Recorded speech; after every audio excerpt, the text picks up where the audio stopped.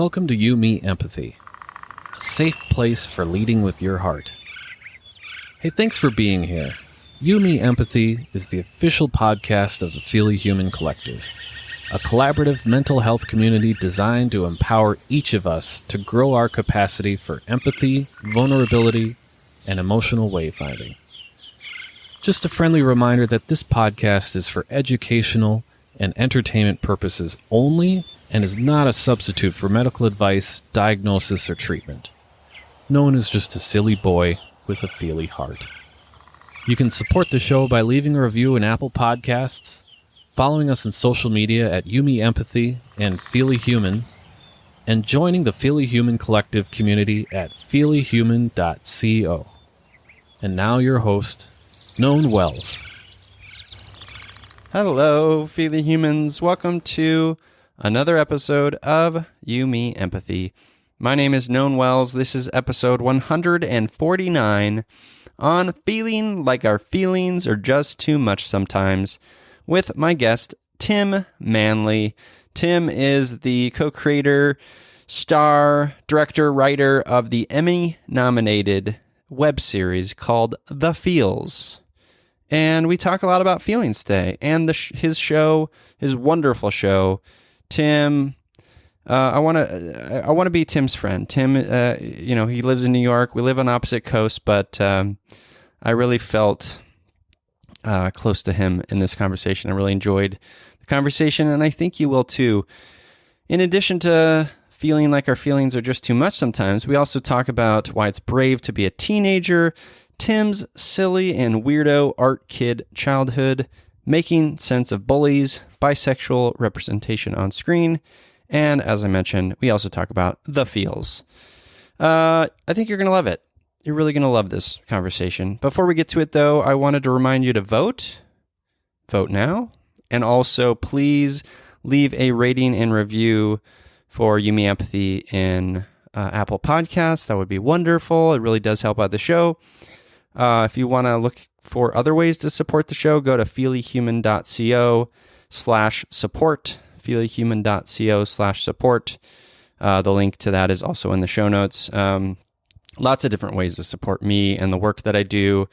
I'd also love to hear from you. Just DM me on Instagram at YouMeEmpathy. I'd love to hear from you about what you think of me launching a Patreon page. I had a Patreon page once before, and I kind of neglected it, and then I felt guilty and went into a shame spiral, and then deleted it, as these things happen. And but I this show is a lot of work, and I love it to death.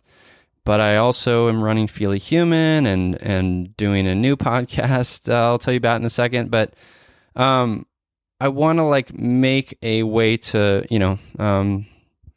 get a little bit of money in my pocket. That sounds bad. Not money in my pocket, but just, I don't know.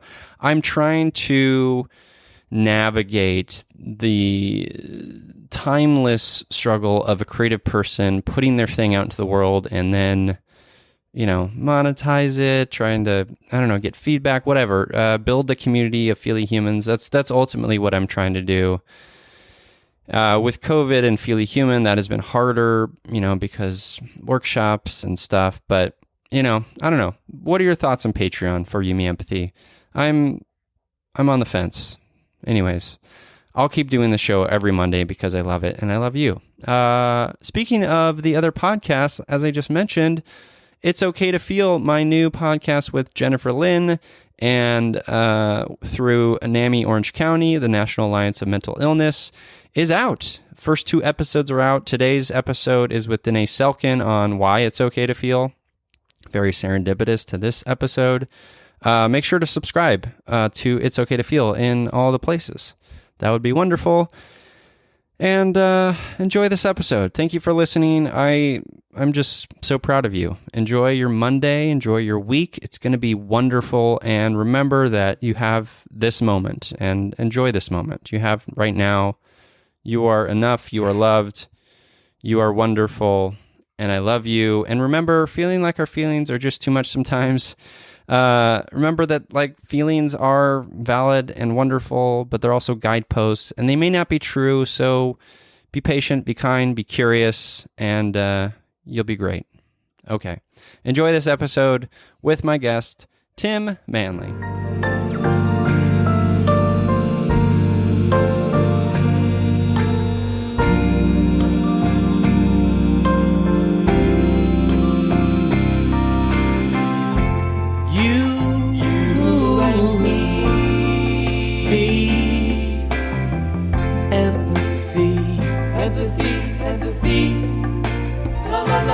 La la la, you,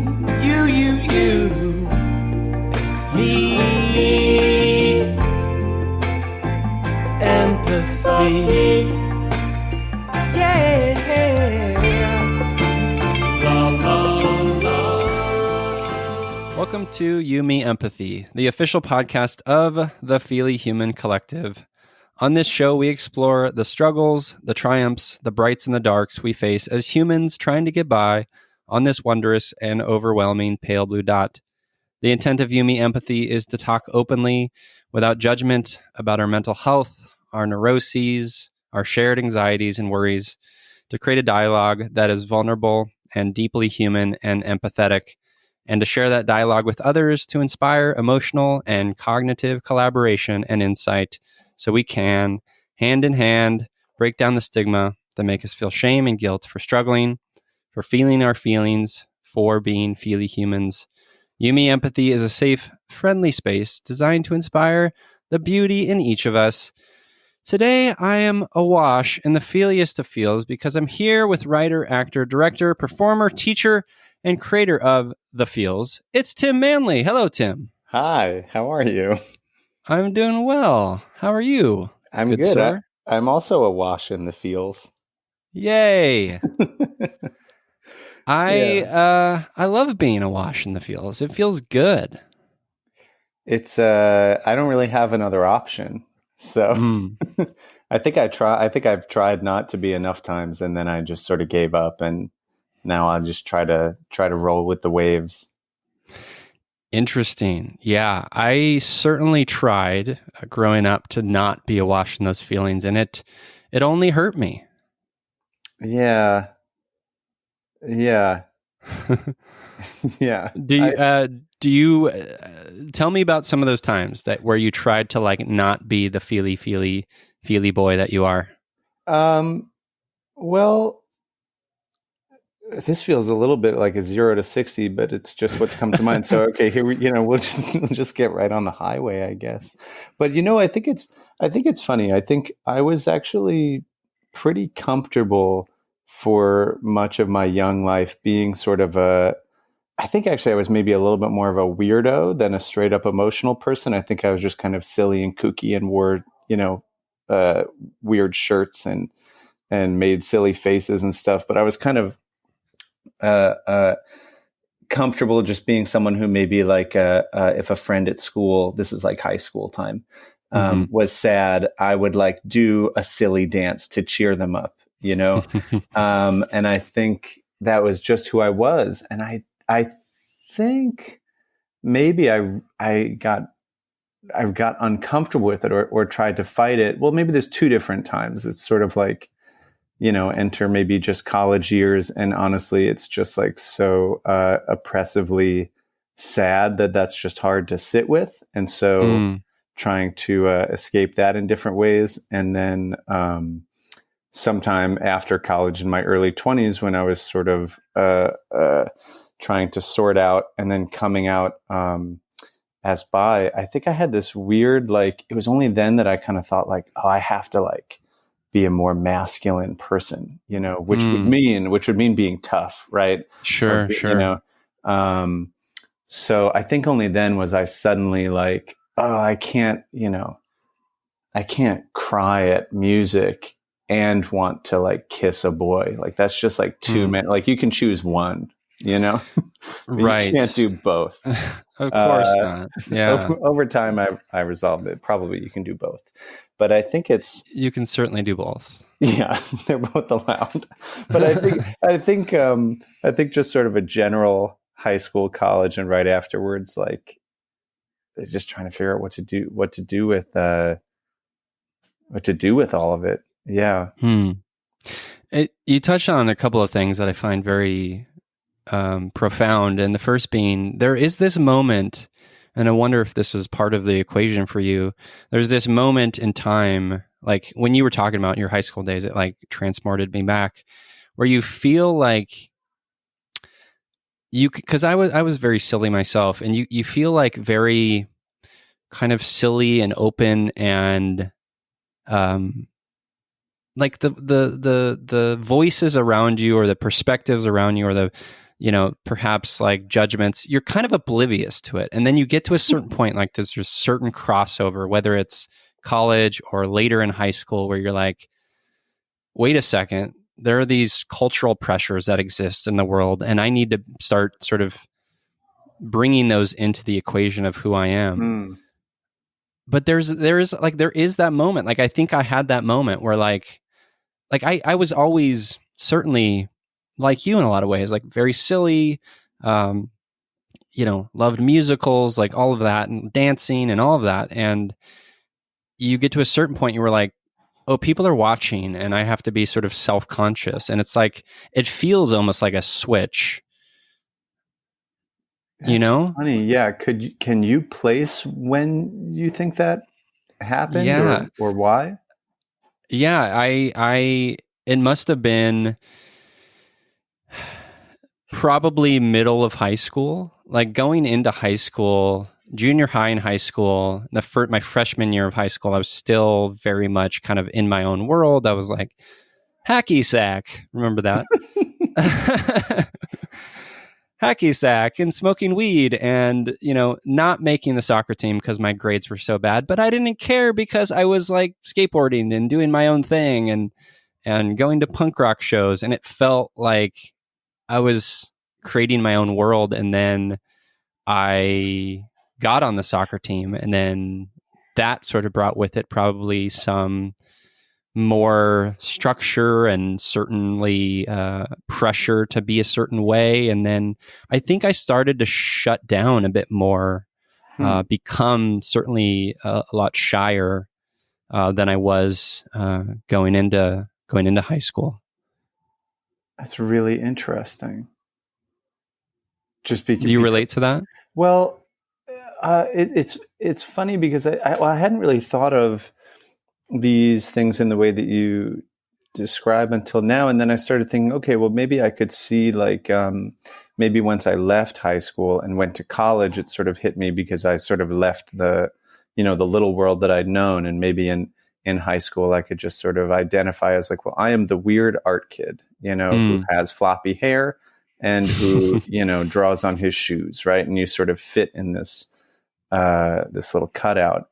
And then the world, got bigger when I went away to college, and then I didn't know where to put myself, right? Or your sense of identity just gets larger too, and a little fuzzier, so it's hard to know who you are.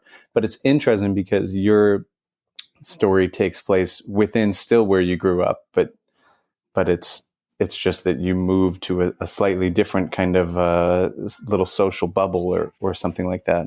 Yeah. I don't know.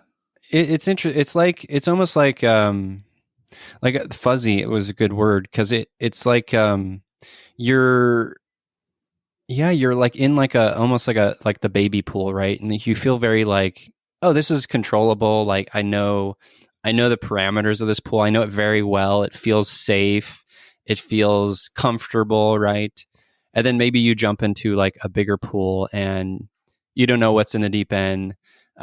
There's a diving board. What the fuck is that? Like, there's all these like components of it that feel maybe a little disconcerting or uncomfortable or just foreign, and that's maybe like a way that I'm thinking about it is you have this point in your life where you feel like, okay, I maybe not know myself, but certainly I'm comfortable with like my small pocket of friends. And then you just kind of get to a different circle of life where it feels different and foreign and uncomfortable in lots of ways. And later on in high school, I don't know why to this day, but I was like bullied a bunch.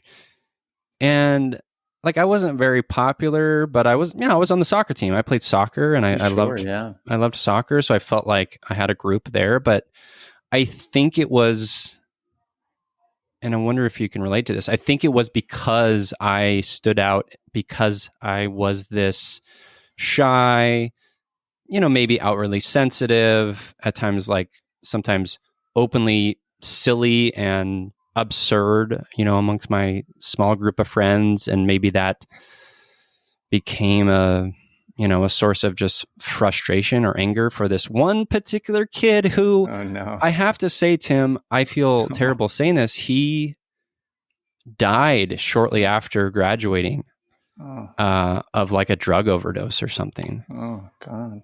I know it's horrible. It's horrible. Not to like take away like him bullying. That's not a good thing to do to anyone. But like, I don't know. It just feels. It feels. I feel conflicted about it. I think it would be kind of strange if you didn't feel conflicted. Yeah. It would be strange if you. That's a conflicting experience, to say the least. Yeah. It's really. Yeah. I'd be curious to. I should say. So I'm right now. The creative project that I'm working on right now is that I'm trying to write a novel set in a high school, a young adult novel about a high schooler who has floppy hair and is a little kooky, and there's a kid who bullies him, and et cetera. And what's funny is just like an hour ago, I wrote a paragraph attempting in some way to conclude or wrap up or make sense of this bully character, and trying to figure out, I might not want to redeem this person because he's said and done some pretty terrible things, but I know as an adult, it's not like this person is a legitimate, terrible person. Probably, this is just a child, and everyone is really, I think, sort of just a product of their circumstance or their place, and I can really understand where a lot of people are coming from. But all that being said, I really would be fascinated to talk to someone as an adult who did that sort of quote bullying, whatever that, that's something different for each person, I guess, but to really hear like, well, why, or what did that mean? Why did you do that, to someone who just felt comfortable being silly in class or something like that? But what's strange? Could you like, I can't help but think with myself of, ways in which I arguably bullied like one of my best friends. I mean, someone who's still one of my closest best friends to this day. Obviously, we had a bond that's at this point is just pretty unbreakable. But there was something about being teenagers, and I'm, I guess maybe tweens is really the time period I'm thinking of, where like kind of making fun of each other was like this other thing, or there was a jockeying for, I don't know, maybe just in a sense when you're trying to make sense of your own identity, you can't help but, or you push other people down in some ways. It's silly. I wonder, I don't even know what that friend would say to me today, because obviously it wasn't so horrific, but looking back, I'm like, oh yeah, I'm just aware of it. I'm aware of the ways in which that mindset sort of infected me too. So I think that's a very human experience. There is so much, and that's why we, as adults, we kind of perceive teenagers to be, shitheads, right? Yeah. 'Cause I certainly was, right? And and I think it's that identity thing. I think it's just like exploring, what the hell is going on, right? I think it's about that, and it's not, it's not because we want to hurt anyone or anything like that. It's just about exploration, I think, what it is. Yeah. I could see that. Definitely. And you inevitably you bump alongside each other along the way a little bit. Yep. Yeah. When you were talking about the sort of desire to talk to an adult who was maybe in a bully maybe a bully. I was going to say you should talk to my father. Oh my God.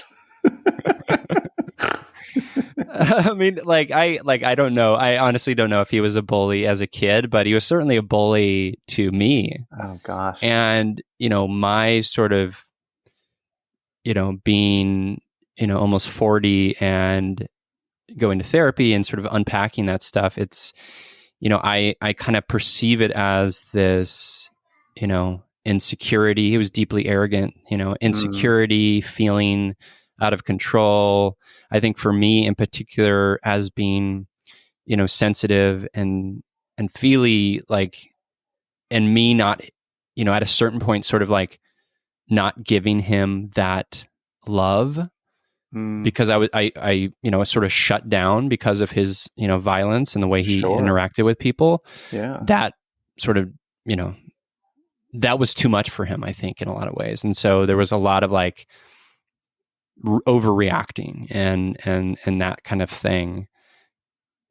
So I do think there's an insecurity there. I think there's like a control thing there, and it is like, I hear such compassion and empathy in your perspective when you talk about, and it's so important, like in life, is like when we talk about why people do certain things, and remembering, like when I think about my father, for instance, like he didn't have a great childhood, right? And I have to kind of like be mindful of that and have that. I think it's important for me, at least, to have that compassionate lens to remind myself that, like, to contextualize it, right? It goes back to like the sort of, the world is not a binary thing. Like we need to like have context. We need to like explore the grays, and we need to explore all the myriad colors of what makes us human, Yeah, yeah. And I think if it feels helpful or useful to you to be compassionate and to understand better where that person may have been coming from, and if that sort of helps you to make sense of your experiences as a kid, and maybe helps you to process, like, okay, maybe it wasn't as much, maybe it wasn't all about me. Maybe it was, this person was working through whatever he was working through. I think that's lovely if it's helpful or useful to you. I feel the need as like as a friend to to also be like, and you're allowed to be mad still, and also you're allowed to, like, I don't know. I think there's something. It's like, I don't want to just be compassionate. I think there were times in my life where I tried to just be nice and understand everybody. And I think I just kept being hurt and hurt and hurt. And it's like, you know what? You're also allowed to just say, I don't want to talk to that person ever again. Or I'm mad at them, and that's not wrong either. Or it's something, there's something that's really satisfying, I think, in a friend saying that they're mad at someone for you. Like a friend of mine just told me that she didn't get this job she was hoping for. And I was like, I think the person who didn't hire you is an idiot. I was like, I think he made the wrong choice. And she was like, does feel great. You know what I mean? Yeah. So there's some sort of a way. I mean, it's like whatever is useful and helpful to you in contextualizing that relationship, but also like if it feels useful or helpful or generous to yourself to allow yourself to still feel however you want to feel, like, I support that. Yeah, well, there's this thing of we as humans can hold multiple truths at once, right? My providing compassion for a person doesn't mean I'm excusing them of their behavior, doesn't mean I necessarily need to have a relationship or let down my boundaries, right?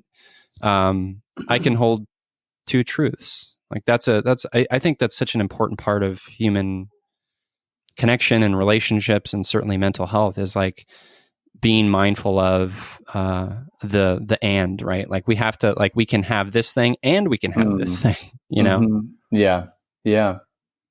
I agree. I really agree. Yeah. So great. I should just talk to him about bullying. Yes, I'll get you his number. No, I won't.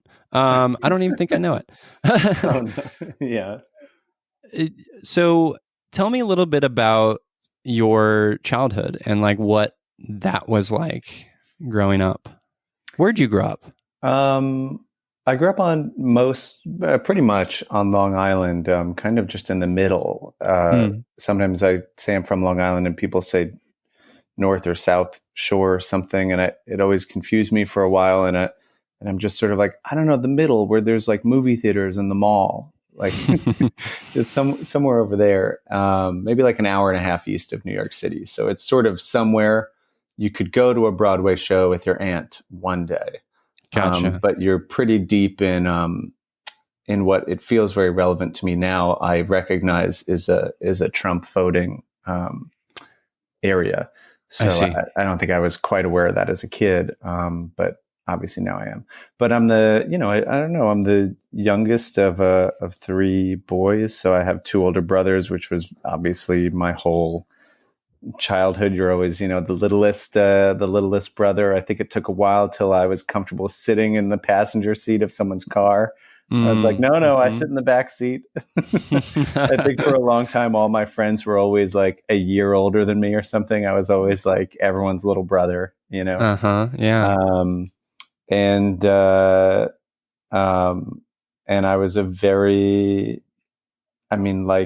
like a lot of artisty kids, I think most of my experience of childhood is like reading, drawing, making up weird games, sitting in a tree with like, I don't know, a box of crackers and pretending that like I'm out there all night and I'm just going to like live in the wilderness now and survive on these crackers forever. Oh my gosh. I relate to that specific memory so hard, Tim. Yeah. Like I did that endlessly. And where did you grow up? I grew up in Southern California. Oh, okay. Yeah. But,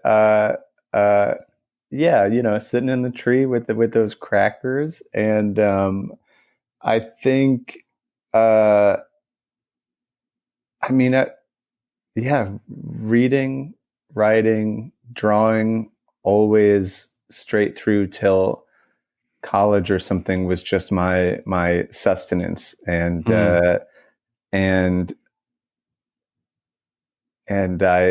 always had the experience of generally being like the weird little brother or something, and I don't know, you get to high school and if you're lucky, you can somehow acquire a car and then you just drive around a lot. And I never really, when I was all through high school, I didn't really like drink at all. I had never like smoked or anything. And so that felt important to me at the time in a way that very, very much like didn't seem at all relevant in any way a few years later. But for whatever reason at that time when I was a teenager, it meant like I just drive with my friends and then we sit in a park and just sit and chat. And then we drive, and then a security guard shows up and then we sit around somewhere else. And there's just a lot of sitting and chatting. What were you chatting about? What would we have been chatting about? It's a good question. I don't even know, right? I can't imagine it was anything. Anything of substance. Right? It must have just been dopey things. That's even as I write now about a teenager, I'm like, man, the person I'm writing is so much more interesting than me as a teenager. I think I really was just a silly, dopey. I don't know. I think everything I said was just silly. Maybe not. I have no idea. But do you feel supported? Did you feel supported as a kid in your silliness, in your sort of artistic and imagination and stuff? I think in a way I did, and I think I also really embraced at the time being different and strange in a way that as I got older, I really didn't want to be different or strange anymore. And if I didn't want to be other than someone else at all, I didn't want. I didn't even want someone to tell me like, wow, that thing you just said was really powerful. I wanted to just be like, no, there's nothing, I have nothing to, I don't know. There's nothing unusual happening over here. But I think, I found my people when I was young definitely, I really did. And even if the greater culture of my school and community was sort of aggressively uh, heterosexual and aggressively white, and I'm 35, so it's not an entirely different time period than you were growing up in. And Sure.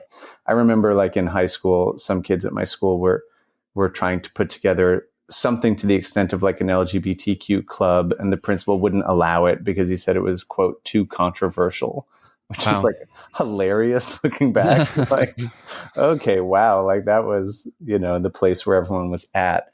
Right.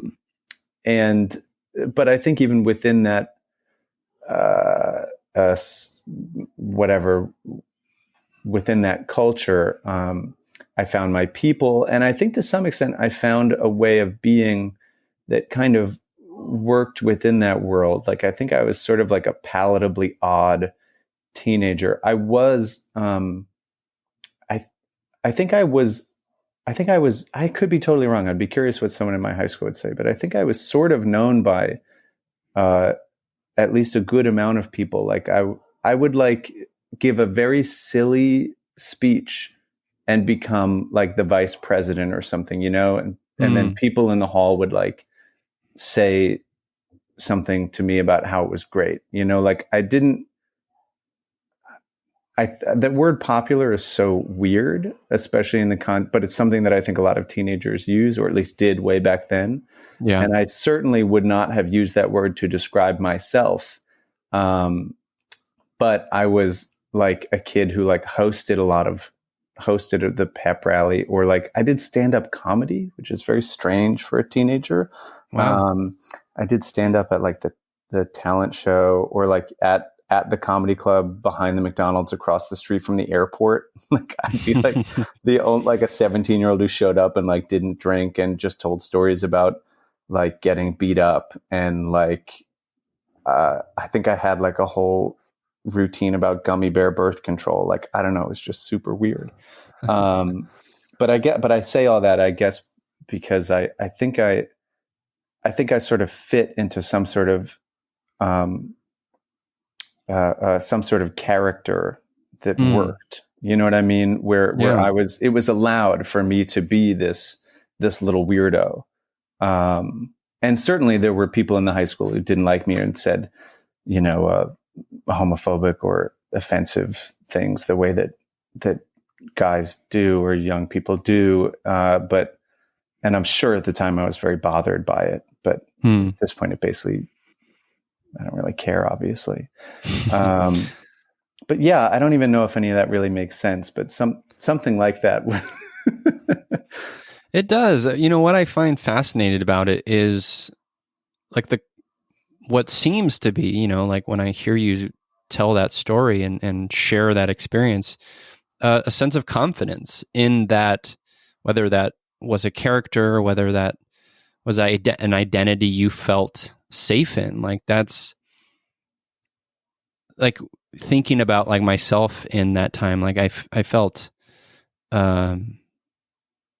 it's, not very confident. So like, I'm sort of struck by the confidence with which you sort of operated in that space. And it makes me happy, and sort of like, I feel joy, like thinking about you as like this little weirdo kid that like feels confident enough to like do the things that feel good to him. Like that's great.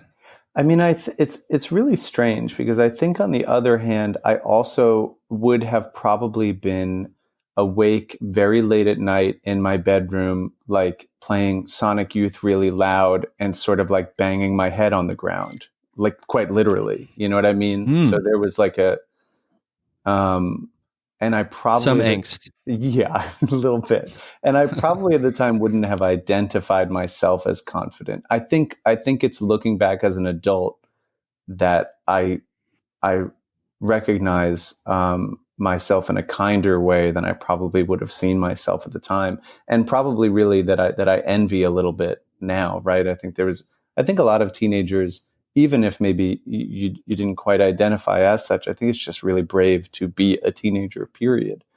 Sure. It's such a hostile you're in a home that isn't run by you, and then you spend most, like, every weekday in a building that is out of your control, and it's and you always have to find a way to operate within that. And I don't, it feels relevant. Maybe I should have said a few minutes ago. I think everyone, everyone's family dynamics are complicated in a different way. But in many ways, the family who I saw, my family was very loving, and which is not to say that I'm sure as a teenager I would have had some things to say, some things I was processing, right, and some things that I've processed over the years. But I think I was very. I think I was held very lovingly through some tumultuous time periods, but in a way that I think was very profound for me. And I guess I say that if only because I'm also thinking. I mean, I think it sounds like when you were home, it was not necessarily. It wasn't always an easy or safe or loving place to be. Right. Which, It you're right. And it wasn't. And for that reason, I tried to, when I could, stay away from home. Right. That's why I got into skateboarding. Yeah, totally. Did you ever see the documentary? I think it was called Minding the Gap. No, but I know of it. Why? What is it? You should watch it. Yeah.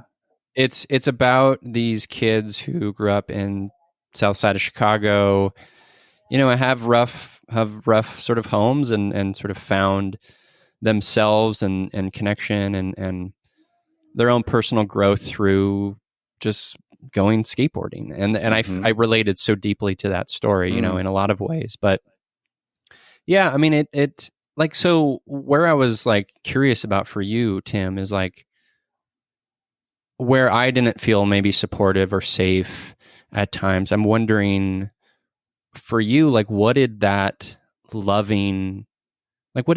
look like from your family? I'm so curious. It's a good question. I think on the one hand, I was really, in a lot of ways, I think I was kind of raised by my whole what some people would call extended family on my mother's side. I think I was, in some ways, I was raised by my mother and my aunts and my grandmother. So I had a lot of people close by, apart from maybe like once when we moved a little further away and then came back. So like, there's a lot of like, you're sleeping over at grandma's house, or, you're going out to, one of your aunts is taking you to pizza or something like that, And so there's just a lot of loving people around. I know that is a vague word. It feels relevant, at least to me, during that time period. It was a lot of feminine energy. There were 4 older women in my life: my mother, my 2 aunts, my grandmother. There were a lot of women, and that was very good for me. There were less men for whatever reason. They weren't as around in my daily life. They were there. My father's very much a part of my life, but wasn't maybe daily in the way that some people's would be. So I think that was my father is actually not he's a gentle person as well. So I don't think it would have been, I think it would have been lovely to have been around that energy every day, but that's not the way it was. But I think it's like I think I raised my voice at my mother. She raised her voice at me maybe once when I was a teenager. I had one of those families, and I have today, the kind that is like so nice that it's kind of inconvenient. Like just so loving that you're like, I'm not sure as an adult now if I can trust that. Like Right. This seems suspect. right, Yeah. like you could you might. So yeah, but it was just a lot of not definitely a lack of negative, no negative energy, right? No, I was never put down by anyone. I mean, I was raised Catholic, so I learned to put down myself, right? Sure. It's a staple. Yeah. So that's maybe where the twist. That's the that's that's where it still comes in. How can you somehow still feel bad about yourself when everyone Right. around you is so lovely? Maybe because everyone else also is Catholic and somehow feels bad about themselves, even though they're the best people you've ever met in your life. So, but I don't know exactly how else to describe how it looks. I feel like I just spoke very vaguely, but No, I yeah, think you spoke very well, and I think having those people around you, at all times, like, does feel like such a warm and loving place. I how was you being the baby brother? What was your relationship like with your older brothers? I probably very it feels pretty standard to me, whatever that means. I mean, I think one time, I think we physically fought a lot. I think we, in a way that was probably didn't feel playful at moments, but looking back, I'm like, yeah, brothers. I think one of my brothers, knocked one of my teeth out, hitting my head against a chair. But we also would at times we shared a room, or two or all three of us shared a room, or like you're just in close quarters and you make up games together. And then maybe by the time you're teenagers, you're all kind of off in different worlds. But I think because I was sort of the quirky, weird little brother, I was sometimes brought along to like watch wrestling at the brother's friend's house, or like brought along to someone's party in their backyard where I would maybe have, like half of a beer and then sing a song. Like, I don't even know. So, I think when I was young, especially, they sort of feel like these other animals that are just so big and old and strange. But looking back, I have sort of the warmest memories. And the same, I grew up as like the youngest of three boys in my house. But I also have two younger half sisters from my dad's second marriage. And so it's funny, in some ways, I'm the youngest kid in one house, and I'm like the middle kid in another house. I don't really know what that means, but it's a nice experience. I think, especially as I got older, it's like you get to be the older brother in some ways. So, and that very much is how it feels now. And when I was a kid, I had two, I mean, still today, but I had two cousins who were basically like sisters to me also. Since everyone's so close, but which is really just to say, it's like, I feel very, I was like surrounded by other young people also. And that feels so relevant to me. Like even when my partner and I were talking about having kids, I think for a while I was like, 3, you got to have 3, at least 3. Then you need a lot of cousins, maybe some accidents, some other siblings somewhere else. Like it's got to be full. And now, we have one baby who maybe can be heard running in the background, and one is really just right.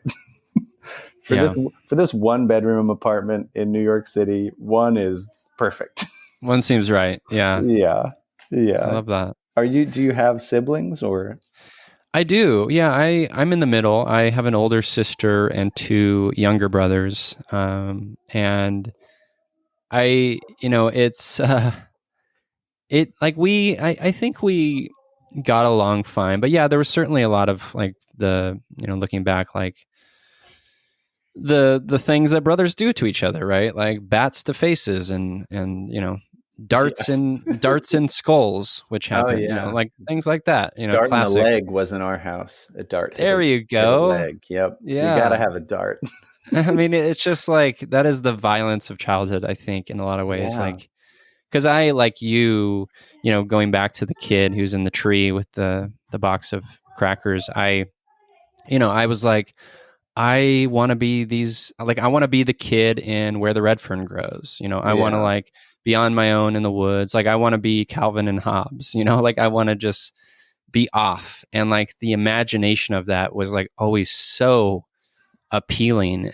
And you like to this day, Tim, I'm like, I kind of want to get lost in the woods. Oh Like yeah. it's like a penchant I have to like, let's see where this goes. And Oh it yeah. annoys my wife Jessica endlessly because she's like, she needs a bit more like, okay, where are we going? What's Sure. the end point? And I'm just like, I'm on an adventure. I'm a hobbit. You know, Yeah. it's very different.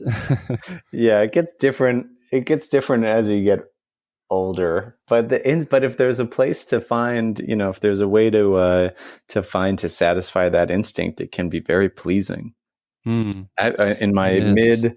mid 20s, I guess, or maybe it was late 20s. I don't really know. But at some point, for a year or two, I lived with one of my older brothers in Brooklyn, which I think was a surprise to both of us at the time. But we lived together, and like all of a sudden now we're in our 20s, and like we get to like put on music on a Saturday morning and like draw almost just Hmm. like you did as a kid. It's like, Wow. it's really pleasant to find a way to bring the sort of experience you either had or that you wanted when you were a kid into finding a place for it today. Maybe recognizing that someone else probably won't make you dinner and like you do need to clean up after yourself, which maybe you had to do back then too. And maybe dinner Yeah. wasn't guaranteed either, but it definitely Right. won't be now. Right. I think that's so beautiful. And there's a piece of it for me, I think, still to this day where I think it's just generally good practice. And this is just speaking from my own experience to like, I mean, for me, I try to hold on to that childhood sort of energy and wonder and imagination because it's a tool for breaking down my own biases, for breaking down the artifice and cultural baggage that just comes with getting older, right? And like getting Yeah. comfortable in our own identities. And when you can bring in different perspectives, and sort of like the childlike perspective is one that it just keeps things, you keep yourself on your toes a little bit. Yeah. Yeah. There's something that feels sort of fundamental about it, or like, yeah, like it's almost like it's you before the world hit you. Right. It's it's almost like evolutionarily, it's a part of our evolution, I should say. Yeah. Right. It's like this piece of us. It's like the chaos that is reflective of the universe that needs to be a little maybe fatalistic at times, or cavalier, or whatever, like whatever that looks like for you. For me, it's wonder and adventure and Yeah. some light fatalism. Sure. Yeah. For fun. Yeah. Yeah. I really agree. And I think that's beautiful. And I think I'm reckoning with the place of that for myself today, but, or I've had to over time, but I think you're right that it is this kind of powerful energy that can be transformative in a lot of ways. Hmm. Yeah. Do you ever feel like, so I'll just anecdote this. I feel like sometimes that, like, if I'm in situations, so I have a day job, and this day job is wonderful, and I love all the people and what we do every Fridays. We like connect and we talk about sort of our highs and lows for the week, and I'm always the one as being like the feely boy, is like, I'm talking about my depression, and Mm. I'm talking about my feelings and struggles or whatever, and it feels like I get this sense that it's too much for others. Like they're Mm. sick of hearing about it. Do you ever Yeah. feel that? Yeah. Yes. Like constantly?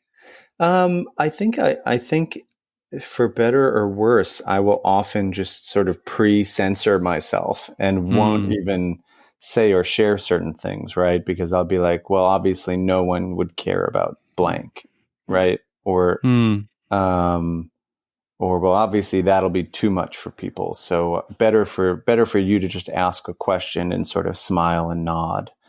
Um, or That bums me out. I think it's. I mean, it's a. I think it's not honest, right? I think it's kind of a form of. I think it's false in a way. I don't Yeah. like when someone else does that, right? I'll appreciate any kind of honesty from someone else. It's an instinct I fight against, Mm. but it's one that I have to recognize is there. You know, Yeah. even when sending an email, I'm like, better keep it brief. You don't want to waste this person's time. And Mm. then, I get a long email and I'm just like, yeah, let me pour myself a drink and read this. Like I enjoy it. I mean, like I enjoy when someone else gives of themselves. And yet I feel worried when I do it myself. I feel that so much. So I watched a few of your interviews, and you had said something in an interview that I just really loved, which was you asked the question, you kind of like pitched this as like, this is the question you ask maybe folks for the feels. You said, how would you speak if you didn't feel like you had to translate yourself? Yeah.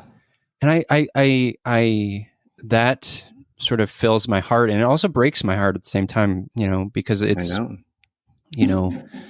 there's so much in this world that divides us, right? There's so much in the identities we take on, the artifice, like all of it that tells us we need to show up a certain way, right? And, front, a certain way. And in my mind, I feel like we need to show all of ourselves, and we need to meet each other where we're at. And that is like the richness of life. Like that is where we connect and grow and all this stuff. But there's so much that tells us not to. I mean, obviously I completely agree. Yeah. And it's hard to learn. Or it's hard to, I think for me, what I try to do then is I try to find in a dream world, every step, every part of life, the whole world would sort of feel like a safe space, right? Or feel like, the center of your soul in a way. On most days, it's not quite how it feels for me, or it's not my starting point, right? It's like something I maybe need to do some yoga and then meditate and then journal and then have a good cup of coffee and then maybe you're there for a minute. But what I'll try to do is at least try to figure out can I create certain containers where a certain way of being is permissible, whether in regular life or in art. I mean, definitely in a lot of the art that I've made, I'm making it as a way to try to allow for a certain way of being for myself, or to prompt a certain type of transformation for myself. Like in the case of filming things for the feels, it would be like maybe there's a way that you're allowed to be in front of a camera that you don't feel allowed to be in your regular day for whatever reason. And so, and it's like if you can make, whether it's in art or just in regular life, but if you can make those sort of safe little containers, it can almost be like a practice space for a certain way of being. And then you can like slowly bring that out further and further into the world. Is that like when you do the feels and you do these projects that allow you to do that, is that the aim? Like, is that the aim for yourself? Is that the aim to be this inspiration for others to like create those containers for themselves? I couldn't really, it's certainly not an explicit aim. right? Yeah. And I think almost any time that you think about, at least for me, if I think about how something is received by others, it'll just give me a lot of anxiety, Mm. and it's something I don't quite have control over, right? So it's a target that I don't know where it is, and so it worries me to try to hit it, and most likely that actually will hold me back. But I think in a lot of the ways that I make things, the feels included, it's more from just a need. There's a need to try to find a way or a place to be this certain way, right? There's a need to try to find a place that you can say certain things. You could say certain things on this podcast that are going to be permissible, that maybe would be awkward if you said on your Friday work phone call. You know, it's correct to share a certain side of yourself here, whereas it might. I mean, I don't want to say that it would be incorrect to share it elsewhere, but I would feel less comfortable myself personally. So there's a need. I think it comes more out of me sort of trying to intuit some sort of way forward, and then just kind of praying that it has any kind of a use for someone else. I mean, I hear what you're saying, and I understand it intellectually, but the sort of feely, emotional part of me, like, I know that there is a time and place for things, and audience matters. I know that. And, vulnerability is not about sort of gaining sympathy in others. It's about connection, right? It's about allowing others in to reflect, right? And when you say, maybe it feels safe here on the podcast and maybe, safe, unsafe elsewhere. Like my aim in life, not just in this podcast, is to I want the world to be that container, right? Yeah. I don't want there to be containers, right? And so if I can, as a human person, maybe inspire others to talk about these things in their own circles, and then hopefully there's a ripple effect there, right? And it feels like I don't want to feel oppressed by that. Like I don't want to feel like I want to feel the way I want to feel, and I feel like over the last few years I've gotten better at that, and very open, and it makes my partner uncomfortable at times how open I am about stuff, and I recognize that. But I do I have this deep belief that we need to keep pushing that envelope. We need to keep pushing ourselves into that discomfort, because in my mind, that's where it's all at. Yeah. I think that's, I think that's beautiful. And I think, I think that, I mean, that is the way that I would like for things to be as well, and I think even if I don't personally always feel ready to be in that place, I appreciate when someone else is. And so I do think there's a way in which, even if you don't always hear about it, I do think there's a way in which, sharing your truth, or just sort of being honest in whatever that means, I think it does sort of inspire that in others. Yeah. I do. Yeah. Or it has in me. I'm always grateful when I see someone else being a certain way that I might not feel ready at that moment to be.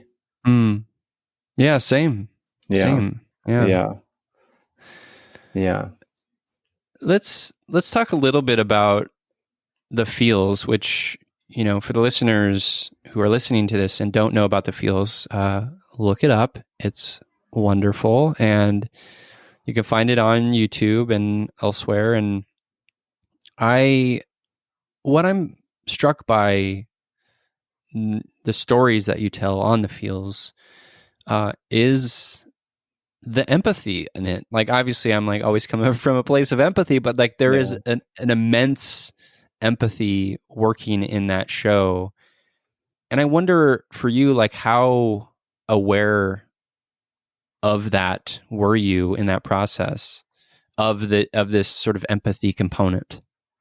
And how can you say more like empathy, like for others, or Well, all of the above, Tim. I would like, so when I think of empathy, yeah, like I think of, so I always sort of like quote, someone like, what was it, Roger Ebert, right? Who said movies are like empathy machines.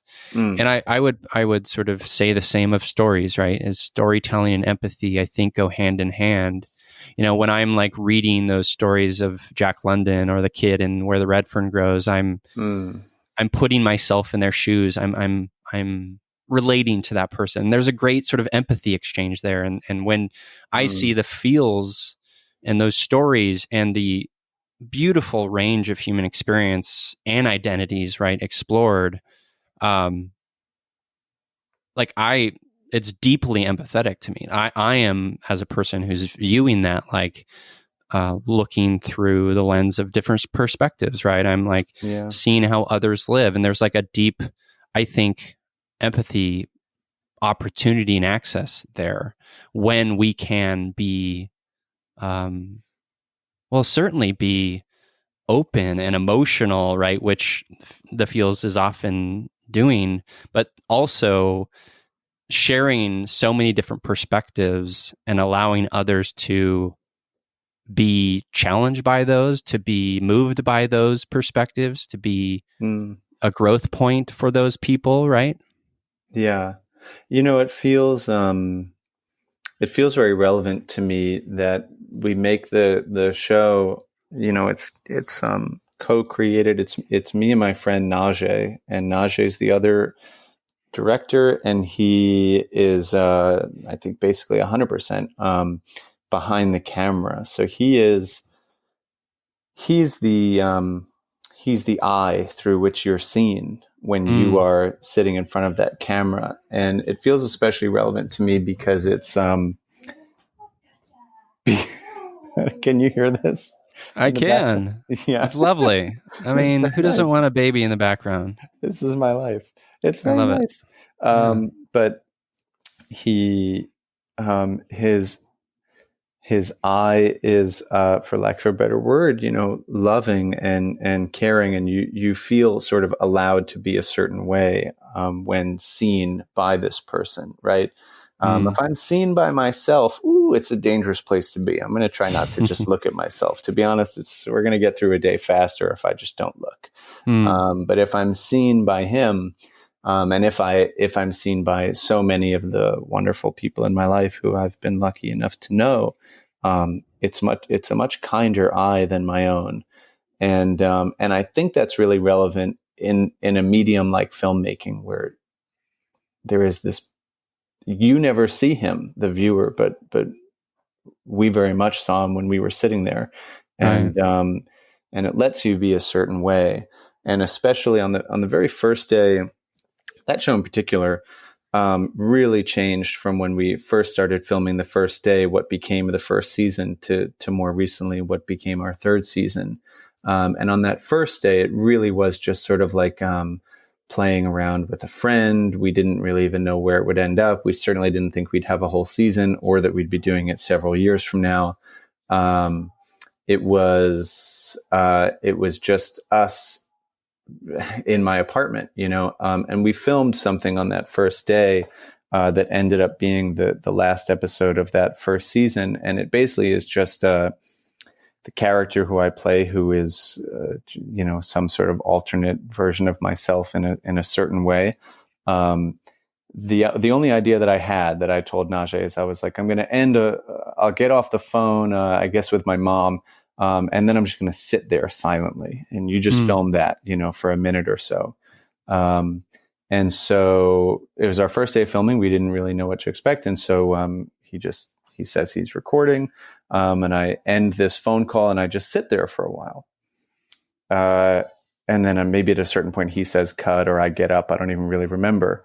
And then it's like, I don't know what that was like. Let's just try it again. I don't know what this even is. I think he sort of was confused. He was like, what are we going for? Are you supposed to be sad? Are you supposed to be? And I was like, I don't know. I'm just interested in, someone sitting alone silently after getting off the phone with their mom. Just what is that? I don't really know what I'm going for. Let's just find it together. And I think maybe we did two more takes of me just kind of sitting there, not quite knowing what it is. And then we must have had another friend there who was helping with lights, because then Najee brought me into another room, and it feels really relevant to me. Like, I don't have an acting background. I didn't consider myself an actor. If anything, I had a background getting on stage, doing stand-up or telling stories, being somewhat performative, being a version of yourself, that's sort of 5 degrees, up or down, or something that's not quite exactly you, but is a fictional version of you, a more polished version in a way. But anyway, he took me into another room, and I probably used to remember word for word what he said, but he pretty much was like, what if you allowed yourself to go there? And what if you allowed yourself to really feel, to think about your mother, and then to feel alone. You're connected to this person who you love, and then boop, you're returned to just sitting alone in this room, and now you have to sit with your own thoughts. And what is that? And I don't really remember what he would have, but I know he basically gave permission to go there and to be there.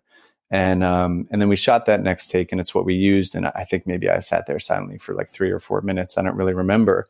It's not like I cried or anything, which I say because I have a problem. It's hard for me to cry. It doesn't happen a lot, but it was, something happened, and something happened such that, like, I think when he left, I sort of texted him and harassed him, like, can you upload those videos tonight? Like, I want to see them. Can you send me those? Like, I need to see that. And I remember the next morning opening up my laptop and opening just the final take and just watching myself sitting silently. And I must have replayed the whole take like 4 times. Like, I just sat and watched myself silently for like 15 minutes. And it was like seeing, I don't really know how else to say it. I was seeing myself. I felt like I was seeing some sort of truth, right? That I don't think I would. I can't look at a video of me, say, telling a story on stage or something. It's unbearable to me. But there was something captive. There was something. It was like a more of a mirror than a mirror. And so I don't remember what I was even aiming to talk about when I started saying this anecdote, but but I guess just that there was, maybe, I guess I'm just thinking about Najee and this, and I guess, your question was about empathy, and if there is something like what you're describing in that show, then I have to give the credit to this person who sort of gave me permission to let it be a certain way. And then I think as years went on, he and I both have just tried to give that permission to others. Yeah. I think that's so beautiful. And what strikes me as very profound about that is you had this instinct to show a moment in time that maybe is something we don't see in film, right? Maybe it's something we don't even think about as humans, right? Like this moment of quietness, this moment of sitting with ourselves after getting off the phone with a mother or father or whatever. And I think there's something like so wonderfully raw and human about those moments, right? The moments that we don't think about, we take for granted. They're just beautiful human moments. There's no, like, it's certainly a performance in terms of like you are acting and it's on film, but in those human moments in our day-to-day lives, that's as real as it gets. And Yeah, that's what I love. That's what I love about that. Yeah, I mean, I agree. I agree. Yeah. I think it's those moments that, like you talking about, like watching yourself in that moment and it being sort of more of a mirror. It's like you're seeing this, oh, I can do this, or I can feel this way, or I can emote in this way. There's something like really empowering about that. I think so. At least for me, there is, or there was. It's like, oh, you are, yeah, you can be this way. I thought so. I thought I could. And look, there's proof. There's proof. It's There's right there. proof. Yeah. Yeah. You know, I would imagine somewhat similar to these recordings for your show. You know, there's proof that you can be a certain way.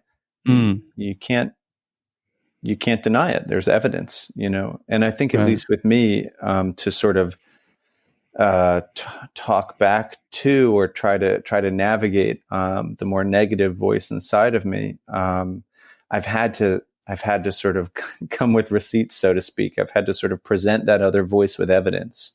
There's a lot of, it's almost mathematical or logical, the way that I have to try to work around or disprove the negativity inside of me. And I think for some reason it's that idea of having evidence that you can be a certain way that's helpful to me. Yeah, no, I'm glad to hear it is helpful. I think we all struggle with whether it's limiting beliefs or feeling that we're not safe to be a certain way. And when we can have tools like you have in the fields, or, you know, like I'm going through EMDR therapy right now for the first time, and trying to develop tools to sort of counteract some of those limiting beliefs. It's like those are worth pursuing, because we shouldn't as humans limit ourselves in the ways that we so often find ourselves doing, you know? Yeah. Yeah. Yeah. How is, where are you making a fourth season of The Feels? We're going to make something. We don't know what right now. I think due to many factors, partly obviously this virus, but also, even regardless of that, I think it's hard for us to know exactly what the right next step is. And film is an expensive medium. And one of the ways in which we've been able to make things without it being too expensive is by almost killing ourselves with our time or our physical labor. And Naja's getting older, and I have a child now, and it's just not as much of an option as it used to be. We don't have the time, or really the ability to, you know, throw our backs out that we once did. So I don't know. It'd be nice for some sort of a company or something to swoop in and just say, we want to help you keep making something beautiful. Because I think in the grand scheme of the world of film, I think the budgets that we operate with are basically nothing. But for us, those budgets are quite something. So I don't really know, but we're going to do something. But it's hard to figure out what. Yeah. Tell me a little bit about how having a baby like in the mix now is like. What's that like on your feely brain? I mean, it's everything, right? I think it's you know, if you're someone who, I think I usually operate between like a 3 and a 7, you know, or maybe I try to get it to like a 4 and a 6. I guess ideally, you know, you'd try to get it, I don't know, higher, but I'll settle for just a stable middle. But you know, the baby sort of elevates, kicks everything up maybe 1 or 2 points. You know, like your baseline is my baseline is just a little higher than it used to be, which is very pleasant. It's evidence. It's pretty hard to not feel all of the good feely things when there's this physical manifestation of it right in front of you. Which is not to say it's not still possible to, carry this little being who's the most beautiful thing you've ever seen, who you love more than anything, through the park and still feel vaguely bummed. You can do it. Yeah. I promise. Those are the two truths that we can hold. Yes, exactly. We can hold them both, and it's okay. Yeah.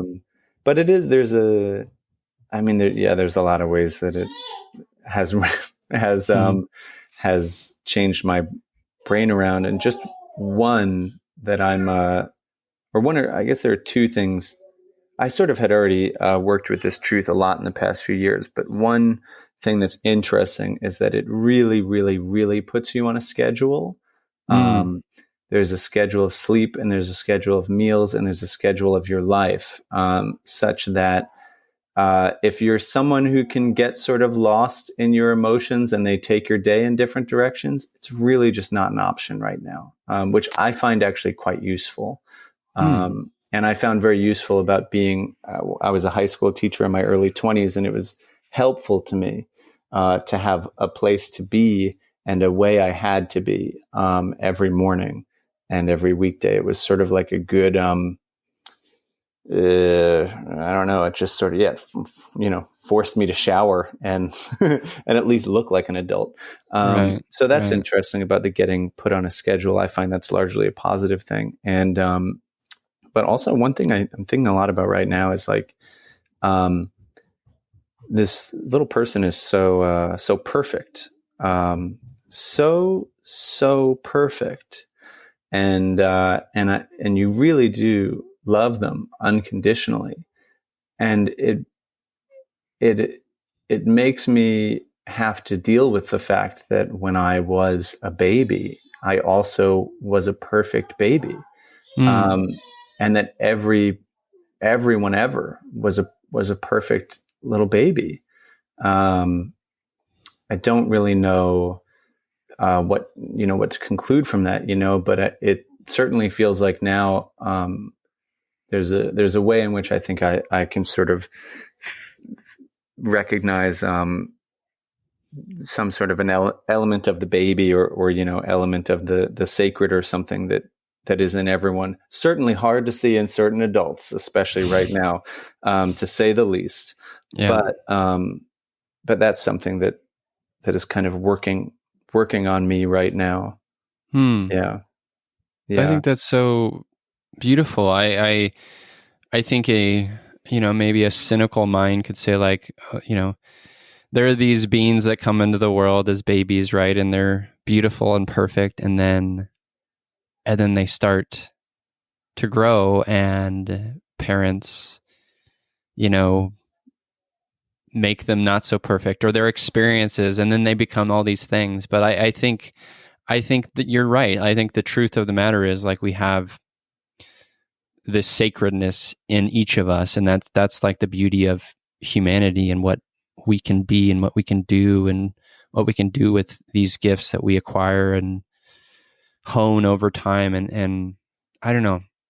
I think it's wonderful, and I'm so happy that you have a little baby, because to me that means, I don't know you very well, Tim, but like I think we share a lot, and that means another little feely kid is going to be in the world, and that feels good. It feels good. I think it's a good. I feel like this little person will be a positive contribution to the world, which is a nice thing on its own. And I do think, I don't know if perfect is the right word. I don't know what the right word is, but I think there's something, whatever that word is, that perfection or sacredness that's in the little baby. I think it is something that actually, at least 99% of the time doesn't go away. Not thinking about or trying to access that other percent that I can't make sense of. But I think it's something that, the baby still, throws like a pot at the cat. It's not like he's, just a gentle angel. He still does things that you're like, that's not polite. You're just trying to test out his limits, Dad. Yeah, exactly. But I think there's a beauty there that I do think is in everyone. Yeah. Yeah. I have to say it's I really well, yeah, I don't want to have to go soon, but I think I have to go soon because of this baby, which is Sure. the other odd aspect of life right now, especially in this one bedroom apartment. I get it. Um, No worries. I really appreciate your time.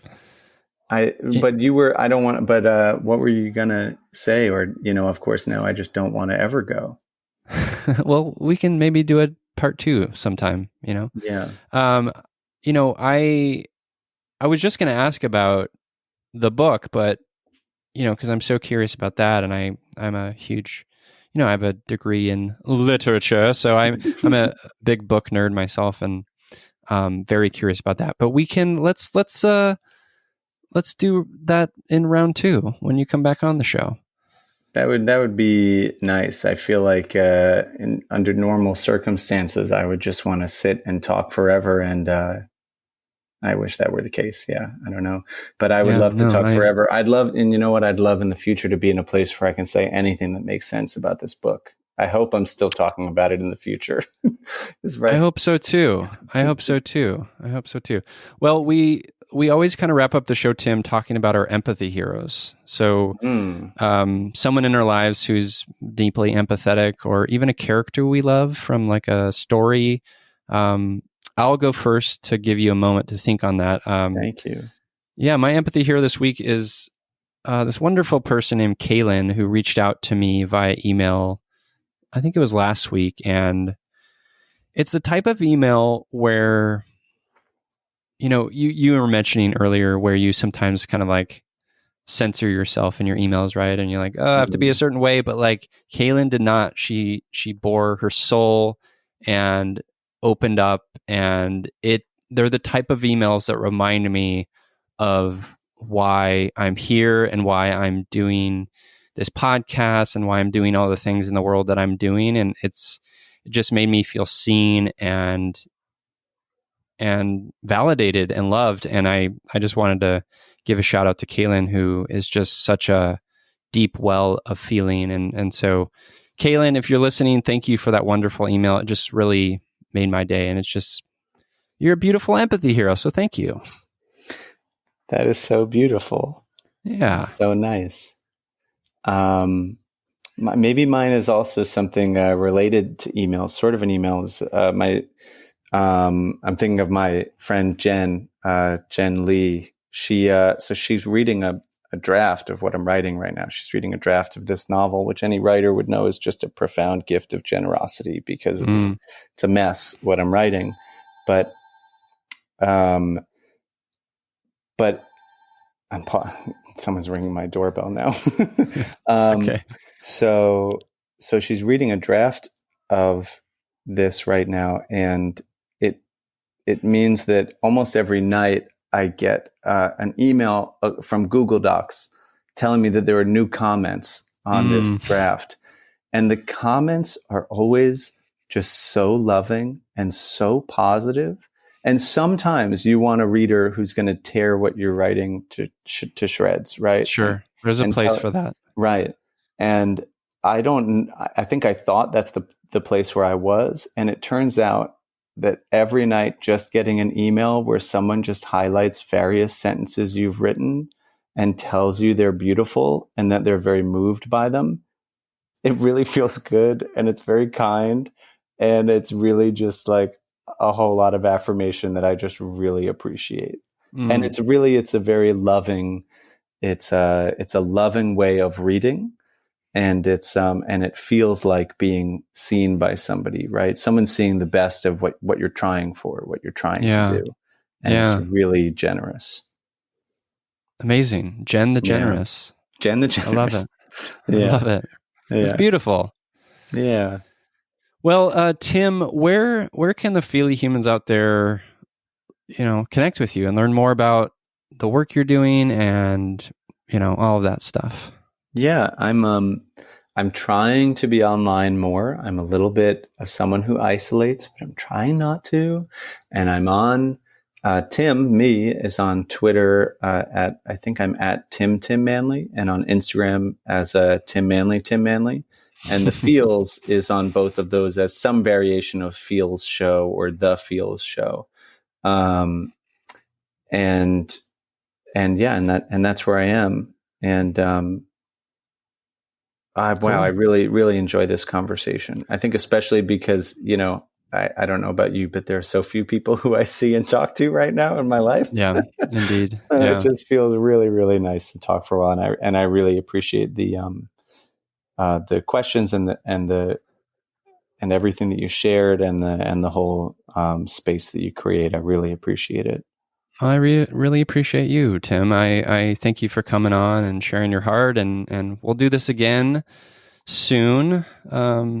The last thing I say to the listeners is, I'm here, you're here, we're here together on this wayward, overwhelming, awe-inspiring pale blue dot.